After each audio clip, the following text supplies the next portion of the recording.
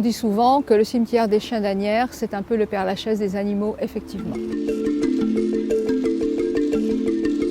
Nous sommes ici dans le cimetière des Chiens d'Asnières, qui est le premier cimetière animalier, créé en 1899 pour accueillir les dépouilles des animaux de compagnie décédés à une époque où cela ne se faisait absolument pas. Au fil du temps, c'est environ 80 000 animaux qui ont été enterrés dans le cimetière des chiens. Le nom, c'est le cimetière des Chiens d'Asnières, mais ici sont enterrés des chiens, bien sûr, des chats, des oiseaux, des cochons d'Inde, des tortues, des chevaux, tous les animaux qui ont été importants pour des humains. Le cimetière est un cimetière actif. Nous avons des enterrements très régulièrement, chaque semaine. Pourquoi c'était important pour vous de donner une sépulture à votre chien? En mémoire des années que j'ai partagées avec lui, je pense que c'est la moindre des choses.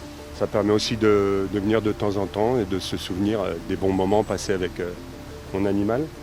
Parce qu'en fait, un animal, ça ne calcule pas, ça donne tout le temps, ça ne compte pas. On a fait ça pour se souvenir des bons moments. Je suis venue me recueillir sur la tombe de mon animal. Elle s'appelait Grâce. C'est les liens qui nous lient, de pouvoir revenir à un endroit spécifique pour se recueillir sur sa tombe. Et aussi, je préfère une tombe que l'incinération.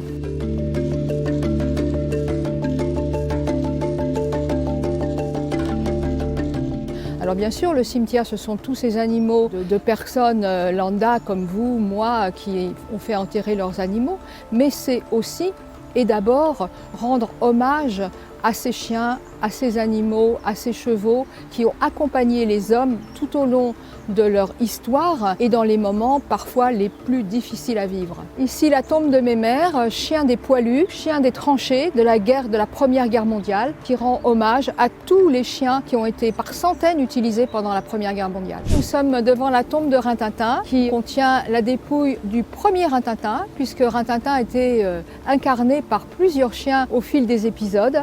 Ici, c'est bien le premier chien, celui qui avait accompagné un soldat américain qui était venu pendant le débarquement en France et qui avait ramené Rintintin aux États-Unis, où il est devenu cette grande vedette du cinéma. Et lorsque Rintintin est mort, eh bien, son maître a voulu qu'il repose en France, dans le cimetière des Chiens d'Asnières. Ici, la tombe de Clément, c'est le chien de Michel Houellebecq qui a trouvé son dernier repos au cimetière des Chiens d'Asnières. Alors, ici, le monument qui est en hommage aux chiens de police qui accompagnent donc nos forces de l'ordre dans toutes leurs actions. Au pied de ce monument sont enterrés de nombreux chiens policiers qui se sont illustrés pendant les actions de police. Ici, la tombe de Troyton, qui était un cheval de course qui avait remporté de nombreuses courses. Donc nous avons plusieurs chevaux enterrés dans le cimetière. Les chevaux sont les plus grands animaux qui sont enterrés dans le cimetière. Des personnes de toute nationalité, de toute partie du monde viennent y enterrer leurs animaux et les visiteurs viennent également du monde entier parce que le cimetière des Chiens d'Asnières est le seul cimetière historique à présenter ce caractère pittoresque dans le monde. On dit souvent que le cimetière des Chiens d'Asnières, c'est un peu le Père-Lachaise des animaux, effectivement.